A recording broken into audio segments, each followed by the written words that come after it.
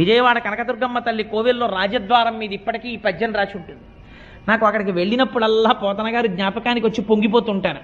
ఆయన అంటారు, అమ్మలగన్నయమ్మ ముగురమ్మల మూలపుటమ్మ. ఈ పద్యం పైకి ఒకలా కనపడుతుందండి, కానీ మీకు నేను ఒక రహస్యం చెప్తున్నాను ఇవాళ. మీరు తెలిసి కానీ తెలియక కానీ పోతన గారు రాసిన పద్యాలు కొన్ని నోటికొచ్చి మీరు చదివారనుకోండి, సద్య ఫలితాన్ని ఇచ్చేస్తాయి. ఎందుకంటే మీరు కొన్ని చదవకూడదు, మీరు కొన్ని చెయ్యకూడదు. ఈ దుర్గమ్మ ఉందే లలితాపరాభట్టారిక, ఆ యమ్మ మా యమ్మ.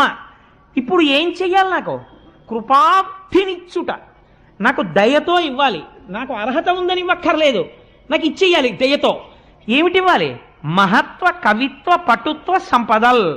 మీరు సాధారణంగా అమ్మవారికి శాక్తేయ ప్రణవములు అని కొన్ని బీజాక్షరాలు ఉన్నాయి. ఓం, ఐం, హ్రీం, శ్రీం, క్లీం, సౌ అని ఈ ఆరింటిని శాక్తేయ